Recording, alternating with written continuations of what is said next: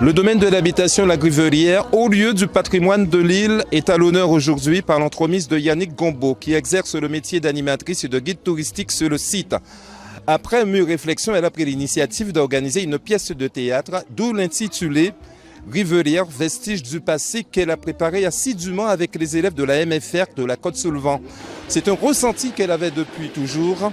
Et au moment où je vous parle, les élèves passent leur examen de CCF éducation socioculturelle en vue d'un bac pro service aux personnes et au territoire.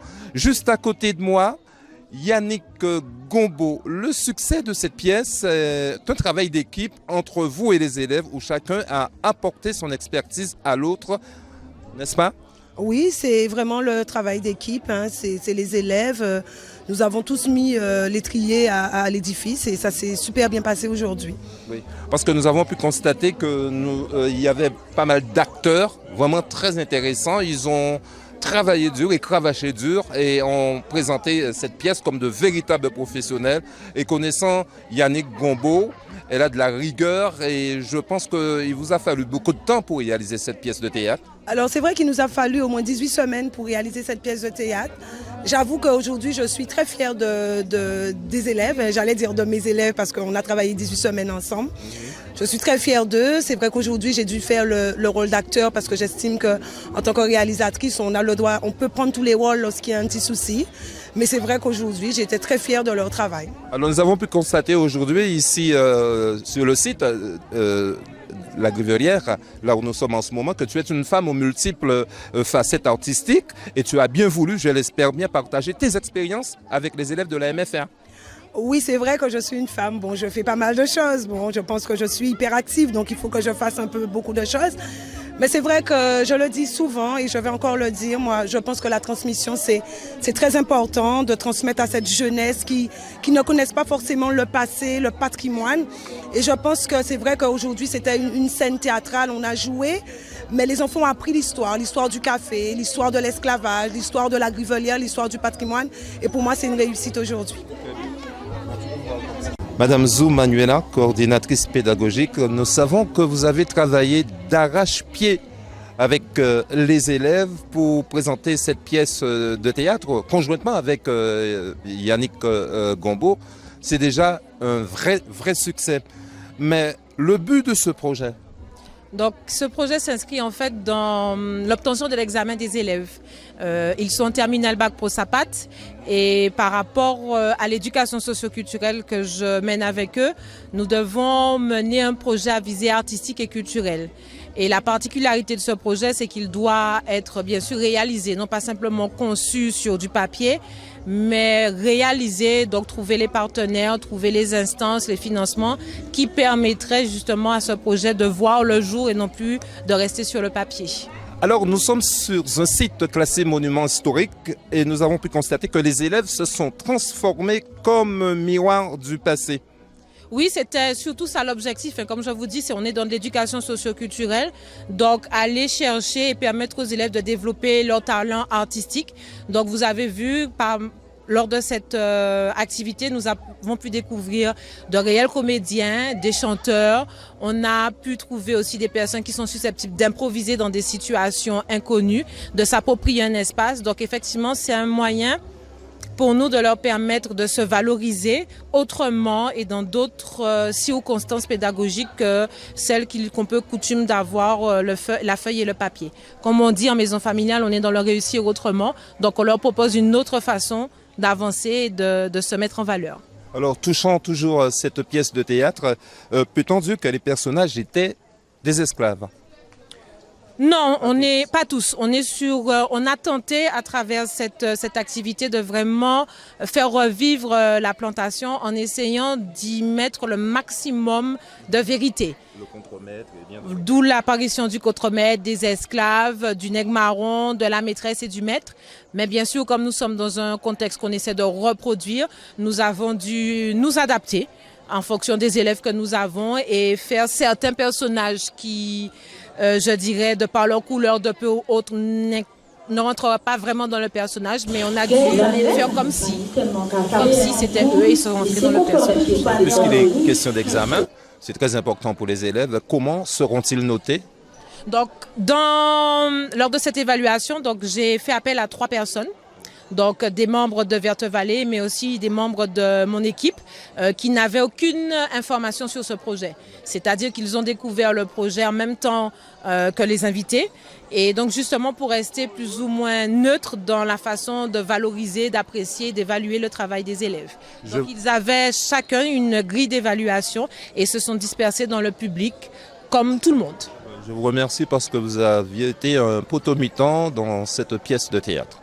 Merci. Monsieur Thierry Colombo, je rappelle que vous êtes le directeur de la MFR, Maison Familiale Rurale, au boulevard du Commandement Octenol, n'est-ce pas?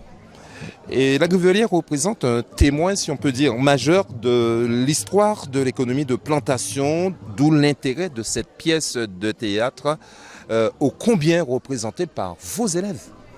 Et effectivement, la Grivelière, de par le passé et son histoire, représente effectivement un patrimoine sous la côte sous le vent, singulièrement vieux habitants.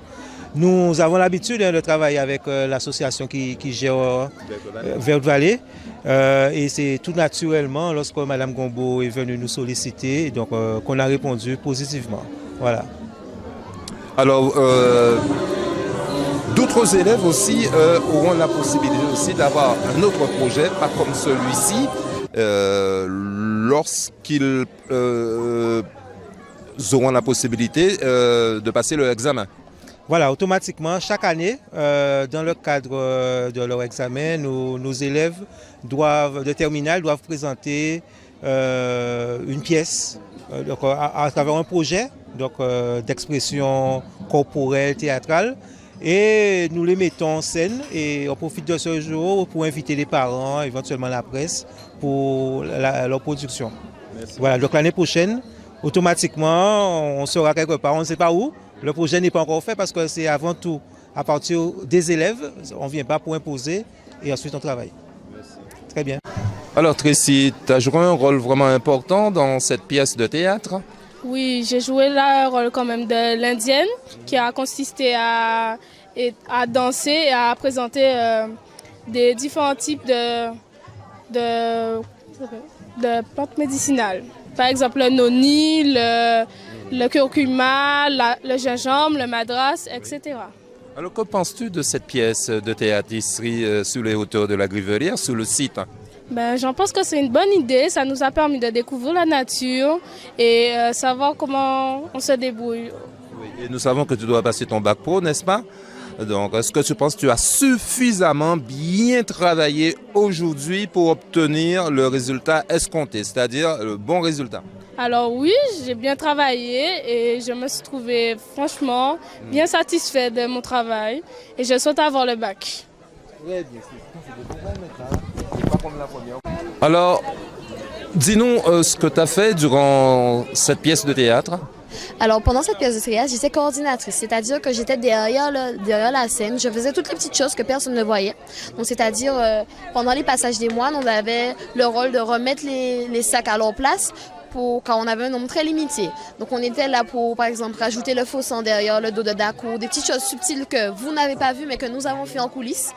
Et c'est très difficile car on doit être partout, on doit courir sans que personne nous voie. Donc, c'est une tâche que j'ai apprécié à faire car j'ai aidé mes camarades, j'ai aidé la mise en scène et ça a été franchement un très beau spectacle. Et que représente pour toi cette pièce de théâtre? Alors, cette pièce de théâtre représente la fin de mon parcours bac. Donc, c'est-à-dire que pour moi, ça sera la fin. Bientôt, le bac va arriver, ainsi que tout ce qui va avec. Donc, pour nous, c'est franchement une réalisation de tout ce qu'on a mis en scène par rapport à plusieurs semaines en amont, depuis septembre, qui se réalise enfin. Et bien sûr, sans oublier que ça sera ouvert au grand public le 2 juin. Voilà. Oui, aujourd'hui, vous étiez évaluateur. Ça veut dire que vous êtes là pour noter les élèves. Et comment allez-vous faire pour pouvoir noter convenablement les élèves, souvent en groupe parce qu'ils étaient nombreux? Oui, ils étaient nombreux certes, mais j'ai une feuille avec des critères bien définis Et à partir de là, j'ai pu bien observer, bien regarder en fonction des critères et sans problème, je les ai notés. Et aussi par mon rôle aussi d'animateur par rapport à la structure là où ils sont scolarisés. Donc c'était facile pour moi de faire ce boulot. Alors pensez-vous que les élèves vont réussir leur examen à travers cette pièce de théâtre? Je pense que oui, parce que quand je les ai observés tout au long de cet après-midi dans toute la facette du scénario, j'ai bien vu qu'ils étaient vraiment impliqués par rapport au thème même. Enfin, on peut dire que ce sont des élèves déjà qui ont déjà une connaissance sur l'esclavage, donc c'était pas difficile pour eux de s'impliquer. Et puis aussi, ils se sont entraînés sur 2 mois pour arriver à ce résultat aujourd'hui. Ces jeunes élèves de la MFR, Maison familiale rurale, devraient faire parler d'eux sans conteste dans le monde du théâtre. Un succès sans précédent qui permettra peut-être à Yannick Gombo de se lancer dans cette aventure. Ici à la Gruvelière, vieux habitants, Max Darlis, Darès Robert pour Outre-mer News de Paris.